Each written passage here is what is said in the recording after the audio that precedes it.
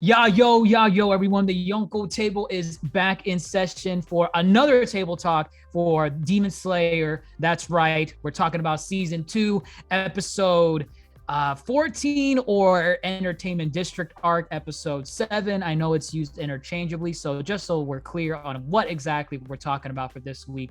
But before we dive deep into it, because there's a lot to talk about with Nezuko and Gyutaro, the new, oh my God, there's so much to talk about. But before we dive deep into it, with me is fellow Supernova Toasty. Toasty, how are you? What did you think about the episode? What are your thoughts? Well, thank you for asking how I was. I was waiting for that.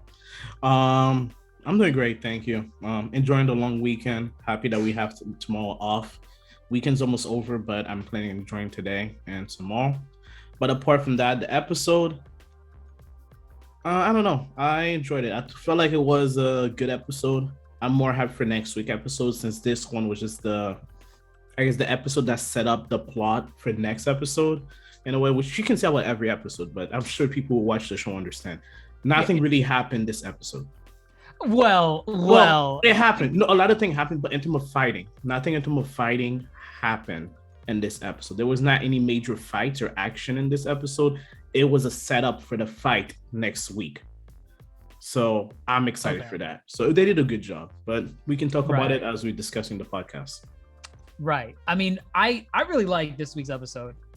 They pretty much picked up from where they left off last week with Nezuko bodying her name is Daki.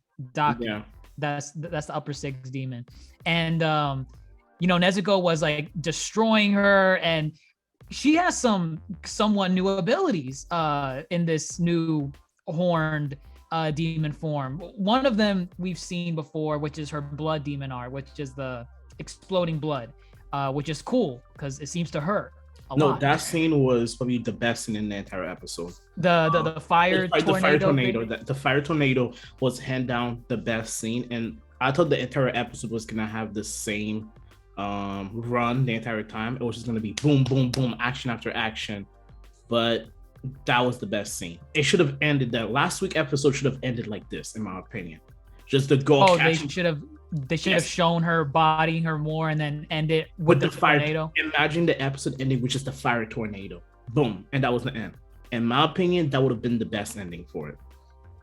Okay, yeah, I can see it. I can see it definitely being a highlight of the episode. I mean, it was badass to see her go in on Daki and just, I mean, one of the things last week was we didn't know if her being more powerful than Daki was just kind of like a fluke of catching her off guard, maybe. Like, it's like, I was underestimating you. Now I'm gonna be serious. Now I'm actually really gonna fight you. Yeah, turn out she's more powerful than her. She's whooping her ass. Yeah, she's way too powerful, honestly. And it shows that Daki was getting scared. She mentioned multiple times, "You're healing faster than me, which means you're stronger than me." And she couldn't keep up with her. Upper six material. Upper 6, and she was beating her down. So honestly, it raises question. And that's another thing with the show. We don't know the power scale of the upper demon, but we know at least Nezuko could have been number 5, at least. If we had she would have easily pushed Daki down to the lower 6, and she would have taken number 6. So we don't know how strong number 5, 4, 3, 2, 1 are.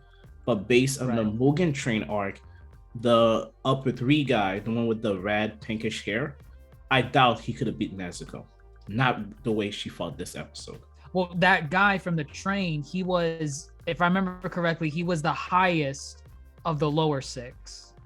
No, I'm talking about the guy with the red hair, the one that fought Rengoku. Oh, okay. Yeah. He was upper 3. He's number 3? Yeah, he was number 3. When I remember, he was number 3. And again, not to put down what Rengoku did, what Nezuko didn't struggle at all. That was the main difference. Rengoku struggled. Nezuko did not. And Rengoku struggled and still was able to do a lot of damage to the guy. I feel like Nezuko would have whipped the floor with him. Personal opinion. What? Yeah, dude. No. I feel like Nezuko? Yeah, dude, she would have easily beaten him. Like, well, that's the thing. Because you kind of said it earlier. We don't know what the scaling is right now. We don't know if the gap between number 5 and number 6 is just a huge gap to where it's like, oh, okay, like it's not like number 5 and number 6 can go like toe to toe, and number 5 is just a little bit stronger. And you see, this might be the gap. This might be number 5 just overpowers number 6 that much more, and then whoever number 4 is, it just keeps going and going. Oh yeah, and I understand that. And like for me, I'm just going based on the way this fight went and in terms of struggle, because again, we don't know how strong Rengoku was in perspective, but like that's the feeling I got. But then again, it's later revealed that the girl might not be number 6 for real, so it might be that she doesn't belong there. And I mean, as we talked throughout the episode, we most likely gonna see how strong number 6 is, which of course we'll discuss later. Right. I mean, either way, like Nezuko was doing work. I loved seeing her, obliterating her. She has that new which I think all of the upper demons have some sort of gimmick to prevent themselves from essentially getting their head cut off. We've seen it before, but like in unique ways. Even this demon Daki, she had the body belts like kind of hold her neck into her neck. Right. But Nezuko has her blood. The blood, what was the word that they use? It Congealated, right. Yeah. It basically prevented her body and her head from apart. Which is really cool, because this is something that shows you that almost every demon can do it. It's just that you need to be strong enough and have good enough control of your powers to be able to do it. Because again, it was established in the first episode, your head get cut off, you die. That's the entire deal. That's why there was the little white string when the main character is trying to cut off heads. The opening thread? The opening thread, whatever it's called, that thing, is supposed to explain, hey, he is able to kill them. But the upper demon have been able to counter this weakness to the point where now you have to start realizing you can't just rely on cutting off their heads. You have to do something else, which is probably why the upper demon is so powerful. A rookie would go off, cut off their head and say, I gotcha, and walk away, and then they get stabbed on the back, which is really cool. Right. No, I mean, the most like relatable example I could think of just off the top of my head, kind of like Attack on Titan, where their weakness is the nape of the neck. But the people that have more complicated Titan powers, they have ways of like preventing their nape from getting cut, like whether it's hardening or emitting steam so that you can't get close to the neck. This is more or less kind of the same. So I find that really cool, that you can't just you should be going for the neck, you should be going for the head, but you have to catch them off guard with it. It's not just something simple as cutting it off, which I mean, we'll definitely get into that later. But I'm guessing the part, because you kind of alluded to, I'm guessing the part where you didn't like was when Tanjiro was calming Nezuko down. Did you not like that part? Dude, I really hated that part. Why, man? It's good. It's good. Like, I feel like it was a couple minutes where after the big action, the episode just slowed down. Which is why I said that the last episode should have ended with the fire tornado, because the episode started going in big, and then it's as if you got hit by a goddamn truck, and boom, you came to a pause. So you wanted this. So if it was your way, you would have wanted the tornado bit to end last week, and then this week's episode should have started with the calming down. The calming down, and then eventually we know what happened at the end, where it's starting to set up to going back up. But this was way too big, where you expected to see her go all ham and destroy people, and then here comes the brother stopping the rampage. And again, he has to. She was gonna kill someone. She was gonna kill a human. Honestly, these people have no survival instinct. They see a person looking like this, and they just kept staring at her. Run! It's a terror thing. You freeze in fear. Like, it's like deer in the headlight. A deer in the headlights. Yeah. Again, I understand why they did it. You've never had those dreams or those nightmares where you're running Paralysis from demon. and like, not even a paralysis demon, like you're running from whatever is chasing you, but you can't, like your legs just give away. No, man. I might be somebody else paralysis demon, but I don't have paralysis demon, for God's sake. I don't have the patience for that. Like, no, like, no, like I understand why they did it, because if she had kept going, the fight would have ended way too fast. Because we still, I don't know. I understand why they did it. I just didn't like it. I understand they still need to show that Nezuko, even though she's turning into a demon, she still has her human heart, because she ended up crying after he coming down and fell asleep, which again, I understand what they're trying to do. I just don't like it. I feel like the action should have kept going. And I don't know. Wait, are you against like where it was placed in the episode, or are you against the scene entirely? Both. It was both. So you didn't like this. So you just don't want the scene, like period. No, like I didn't care for it. Like I'm tired of it, honestly. Like it's one of those things where I want to see that character going on a rampage, because Nezuko barely appears in the show. And when she does, it's only for a fraction. She does her thing. I'm like, dude, this character is practically useless. Like she is the strongest character in the group, but at the same time, she's the Sakura of the group, where she does nothing. She just appears, stall for 2 seconds, and she hasn't had a moment where it's like every character had their moments in an episode so far.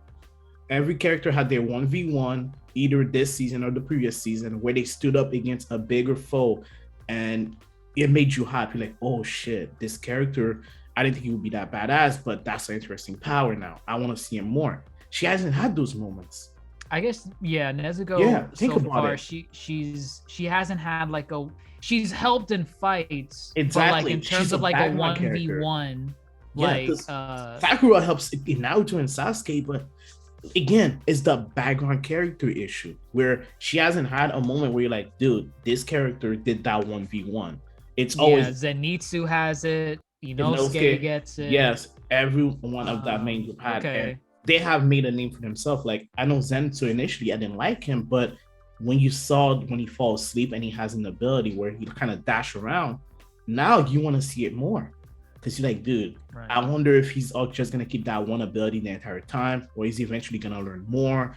Like, how is he gonna progress? All of those things. In Inosuke, same thing. Inosuke is just a savage, and we knew that from the beginning. But he had his moment where he stood up against a bigger foe, and even if he did not win, he still fought, and we saw the extent of his ability. Right. For her, I'm guessing they're saving it because she's too powerful.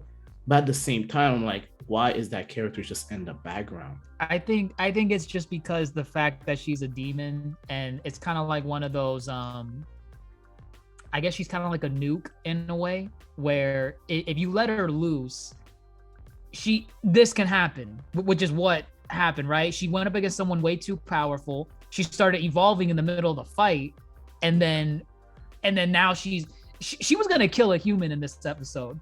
And I think that was one of the I think maybe she's done it like once or twice before, like she lunged at someone or she held restraint.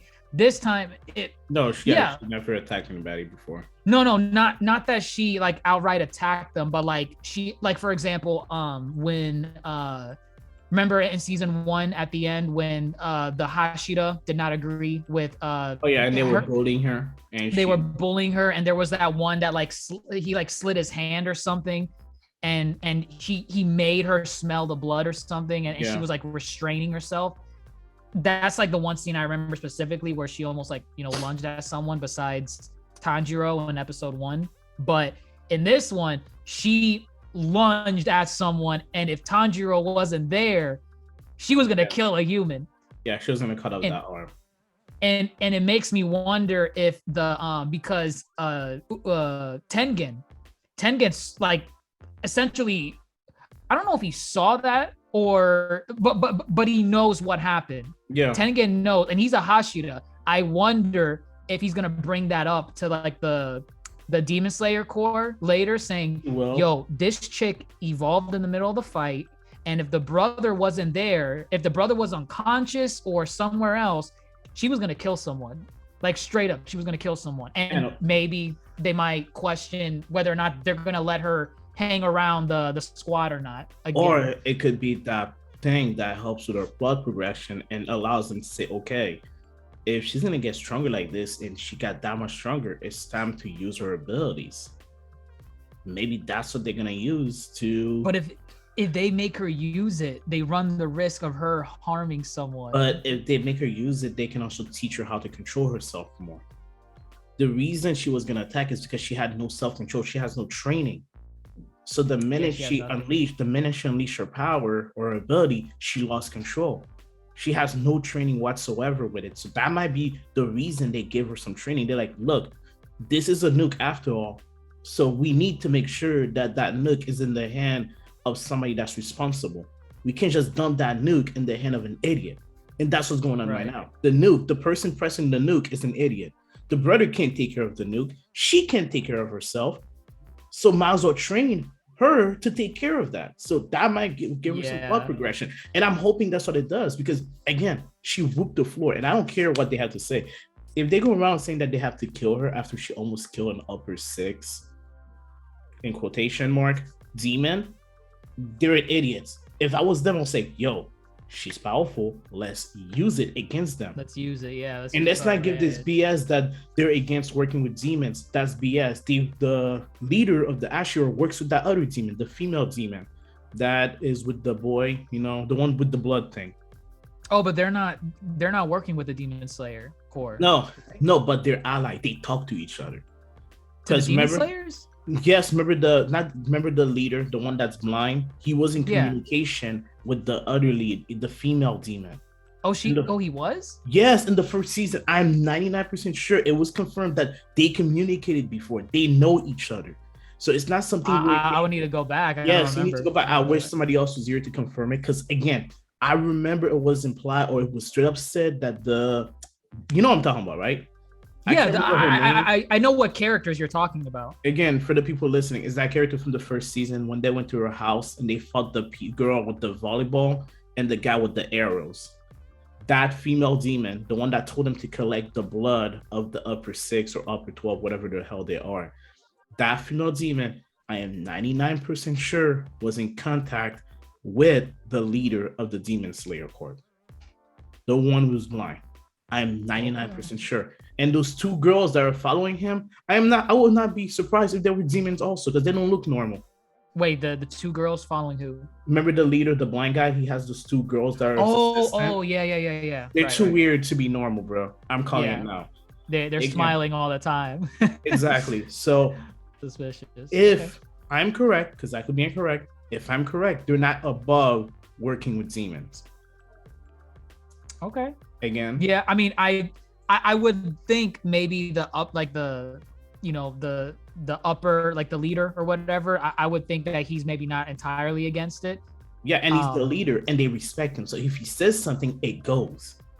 Yeah, exactly. Which, I mean, he didn't even have a problem with Nezuko from what I remember. Exactly. Like, it was just the other, like, everyone else, the captain. But the minute he told them, I'm doing this, they just kind of said, okay. Well, they were all like in disagreement a little bit, and like some of them still stepped out of line. They're like, no, I'm still gonna test this demon. I'm still gonna test it. But they know not to go against him, and we saw how much they worship him. When he had that meeting with them in that room after that, they practically worshiped the guy as a god. Yeah, no, they did. You remember that white haired the hothead demon? Who? Wait, which one? There was a Hashira with white hair that was causing all the ruckus with Nezuko when they met. Isn't he the one that controls the snake?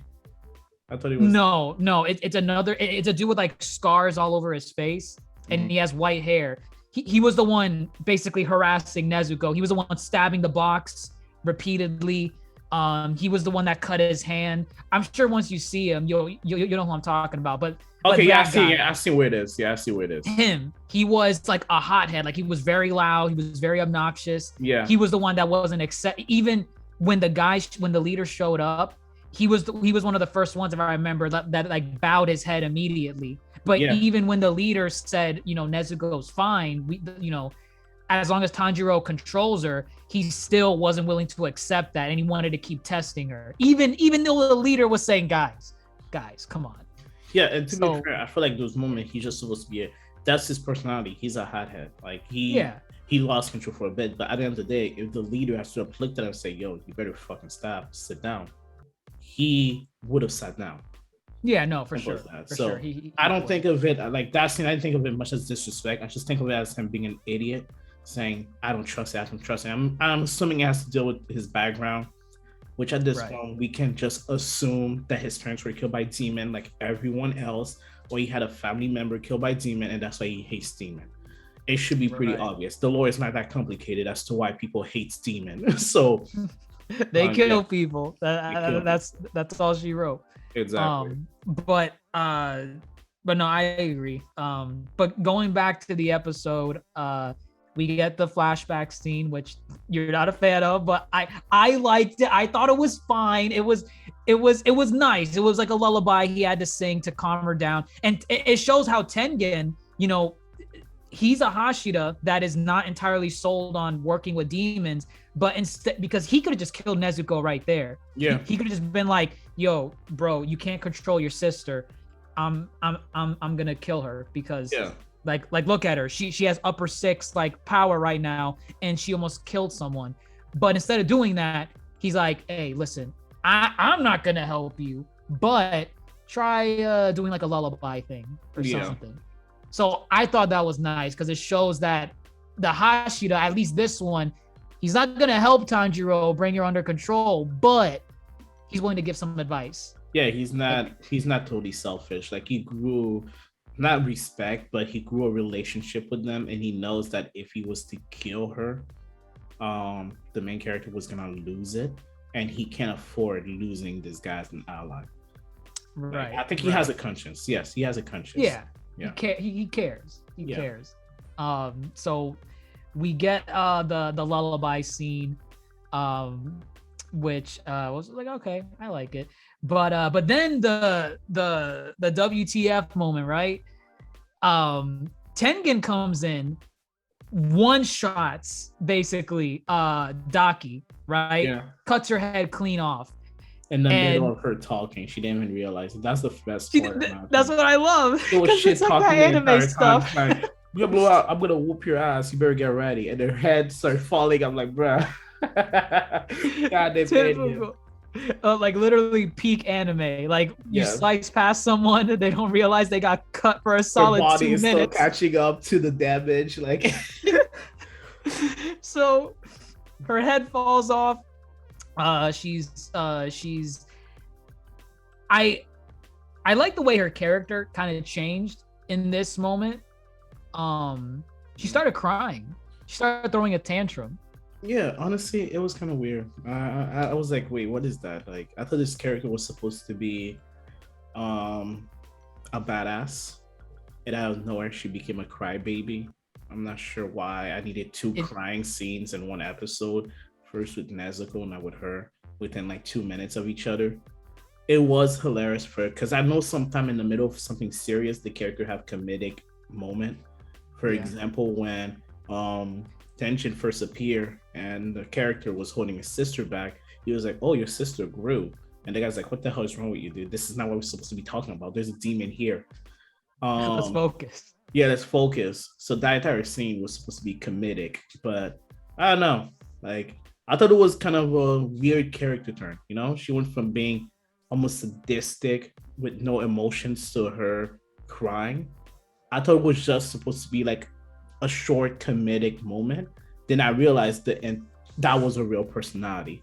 Like she just started breaking down in tears, which I think it just goes to show who she really is when she's actually challenged and pushed against the wall. Because you have to understand, like, she's been like, she's so confident in her abilities. She's killed Hashira before. Yeah. According to her, she's killed Hashira. Not sure which one, but she killed. Not sure which ones, but apparently, I mean, they must have been questionable Hashira if Tengen's coming in here and one shot.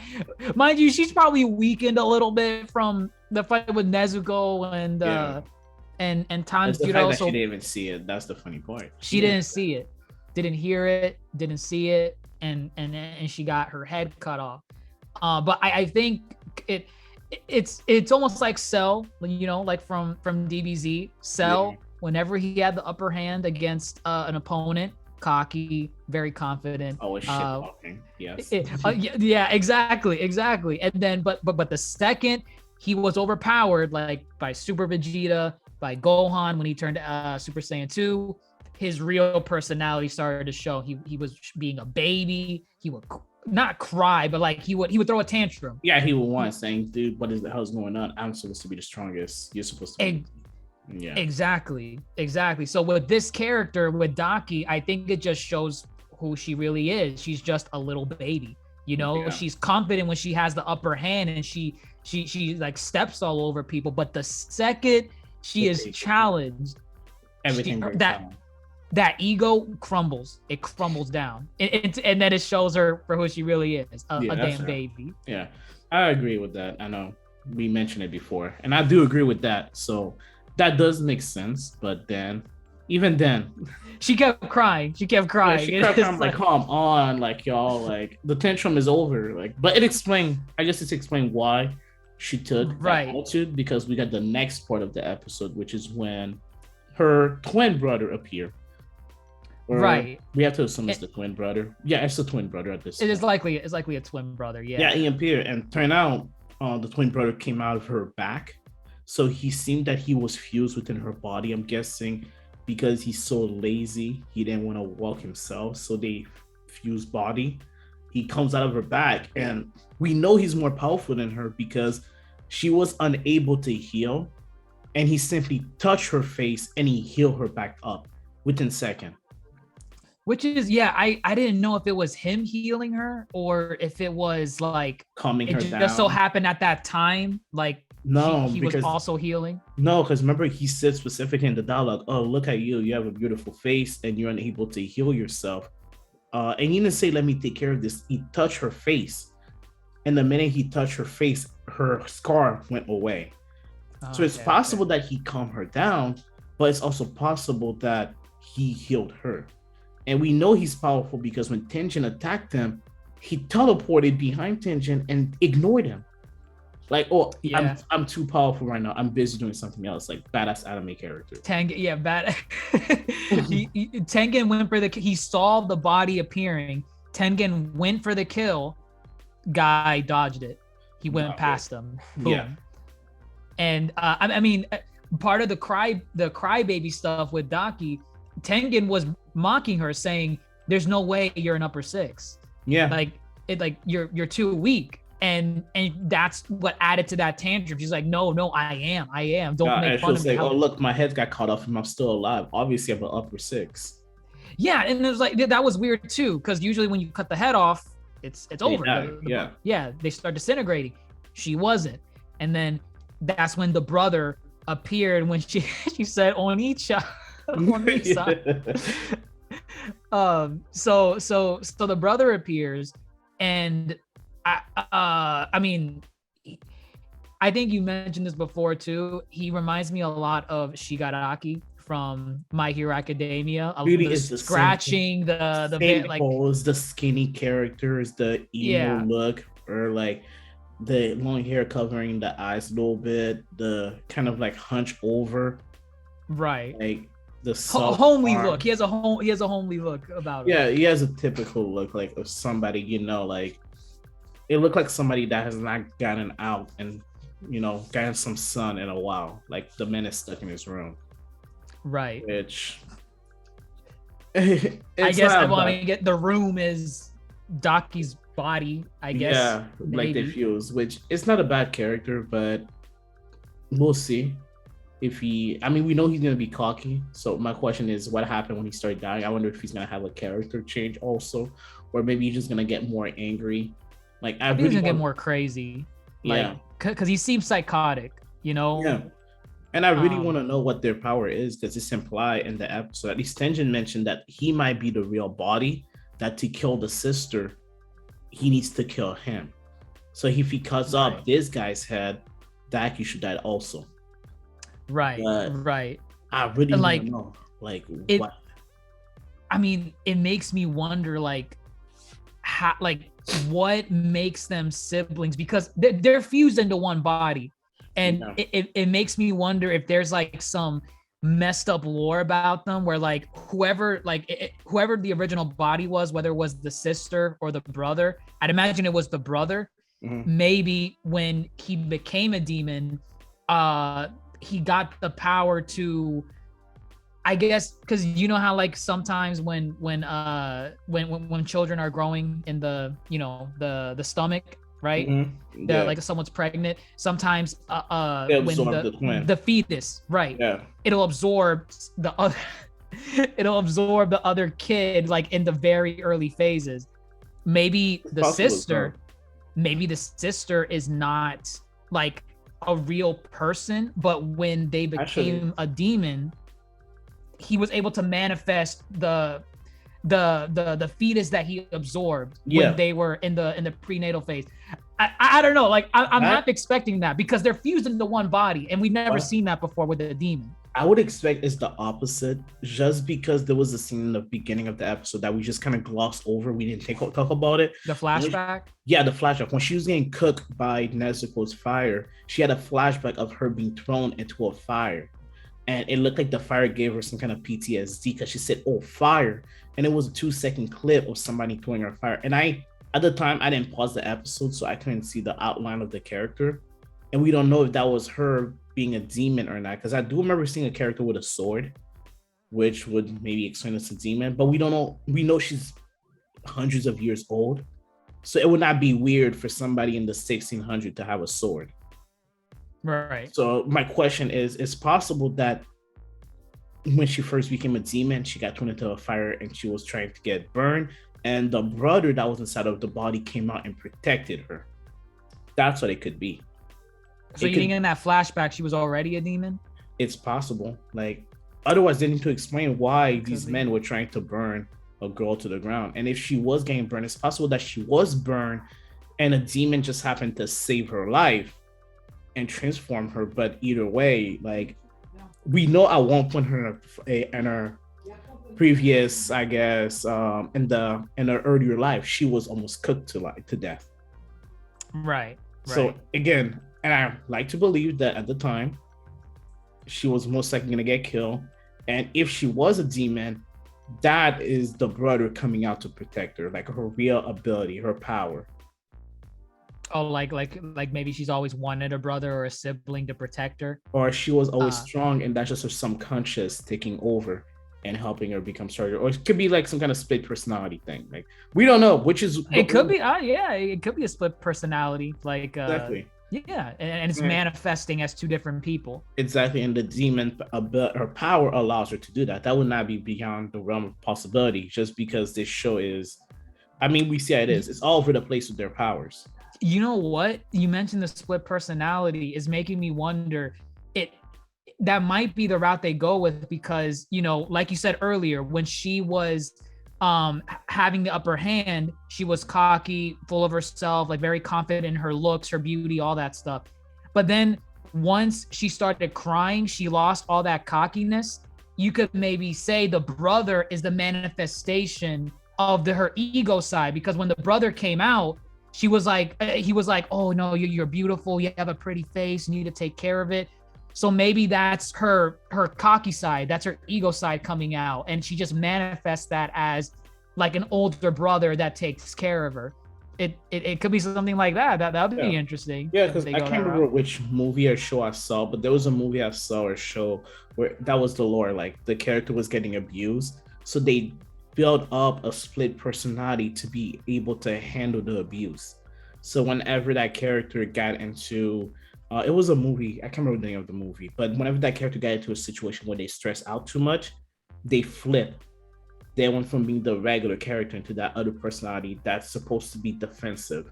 So it's the same person, but the other personality took control and say, "I must survive, I must survive, I must survive."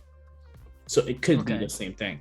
It could. But again, I'm hyped for it because we don't know how many episodes gonna be in this season. I never looked it up, we're gonna be in episode 8 next week. I'm assuming we're gonna stop at episode 12. I'm assuming we're gonna be stopping at episode maybe 12 because I never saw how many or never looked up how many episodes we have this season.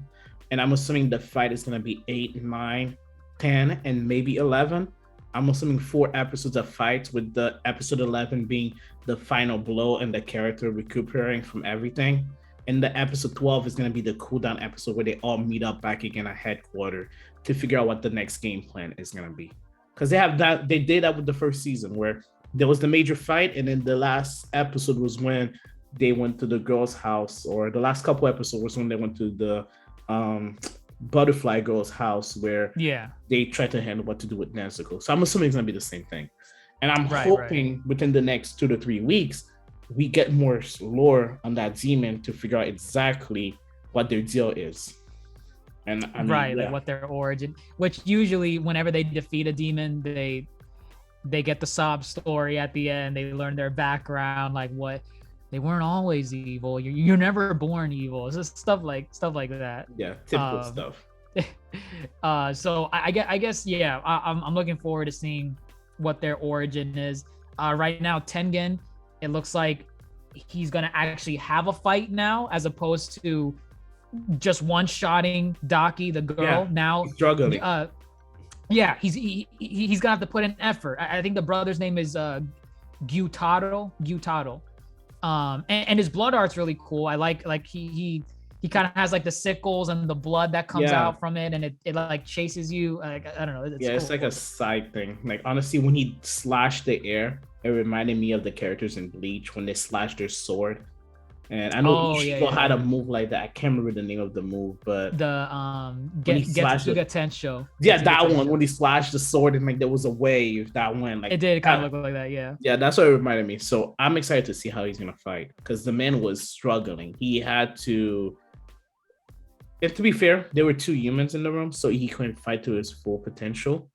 Right. But even then, like, he got a couple cut. Like, that's not a fight he's gonna win easily. So. Oh yeah, he got injured. He got injured in the fight, which part of it might have been also like, he was protecting like a group of humans in that same ordeal, so he had to worry about them too. But now they're out in the open, so it looks like he doesn't have to worry about anyone.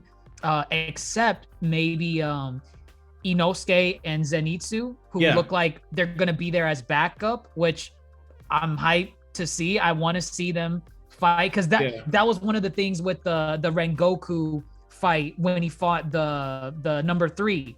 It was just 1v1 Rengoku because no one could keep up. Yeah. So it looks like the 6 Gyutaro, who is the real number 6, it looks like Tengen's gonna have to actually fight him, but also utilize the Zenitsu and Inosuke as like, support. And I think they're gonna fight the sisters. They're gonna fight Daki. I feel like the 2 of them, the 2 number 6 are gonna fight as a combo, but he's gonna concentrate on the guy while Daki is fighting the 2 other people, Inosuke and Zenitsu.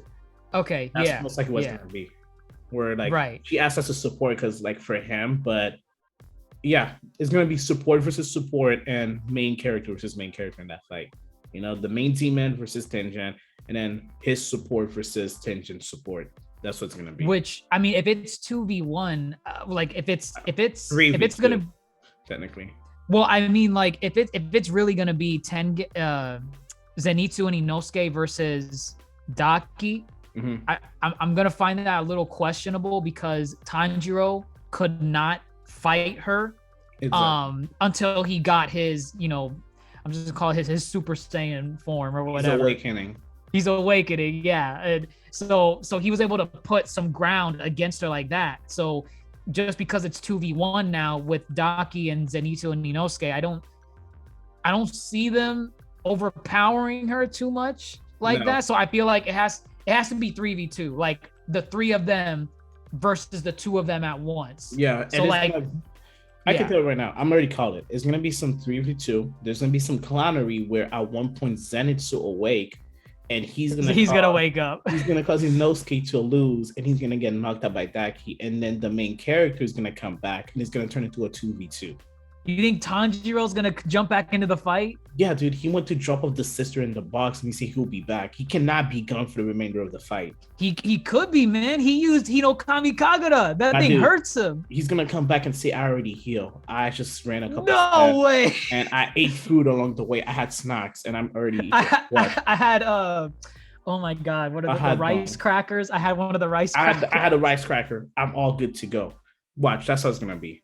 He's gonna be back because Inosuke has to wake up. Inosuke is way too powerful. Wait, you mean Zenitsu? Zenitsu has to wake up. He's way too powerful when he's asleep. So he's gonna wake up mid-fight. He only knows that one stance though. Just that one. As long as you can master one of them, that's all you need to do. And he's gonna wake up in the middle of the fight, get punched in the face, knock out Inosuke. It's gonna turn into a 2v1 against Tengen. That's gonna have to protect them. And Tanjiro is gonna appear, and it's gonna turn into a 2v2.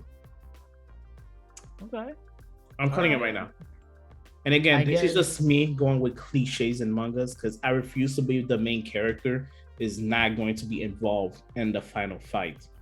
He wasn't involved in the final fight for the last fight. Yeah, but that was a 1v1. Mugen Train. That was a 1v1. Oh, so you think because Zenitsu and Inosuke are in this fight, the Tanjiro has to be in it as like a swap. Yeah. You know what? Okay. They're gonna swap out because I could definitely see Tanjiro jumping in at like some as like the three of them versus Daki, and maybe that's enough. Maybe he could activate the Hinokami Kagura thing again. And actually, with support from Inosuke and Zenitsu, give the final blow. That would be the coolest part. But like manga artists have the bad habit of pushing aside side characters and only giving praise to the main character. So what I thought was gonna happen is, even though it might be the three of them versus her, the two of them are gonna get knocked out or might get blasted away, and he's gonna land the final blow. It's not gonna get style. Yeah. It's not gonna be something where you have all three of them in like an animation attacking at the same time. You're not gonna have I feel like they might though. That would be really cool. That'd be really cool where it was like one of those attack where they all attack at the same time and like the screen pauses to show them mid animation, like synchronization attacking. But I don't know. I feel like they're not gonna do that. Like so far they haven't done it. So they could do it, but based on track records, I don't think they will. We'll see. I mean, at this point, we're just spitballing ideas of like what we think is going to progress. Any one of them could happen. Again, just to the people watching this or listening, we don't read the manga. Yeah. So we're literally guessing. We don't know. Even last week, I predicted that another person was going to appear, and again, it was just based on like the way the story was been told. That was a random guess, and I didn't think it was gonna appear like this. I thought it was just gonna be another character. I didn't think it was. I thought it was gonna be a brand new like upper six demon or the Muzen was gonna come in. Yeah. I thought it was gonna be like of the number 5 that appeared, because obviously anything lower than that cannot appear. So I thought either number 5 or number 3 was gonna appear again, and I assumed that Tengen was gonna avenge Rengoku by beating up the number 3.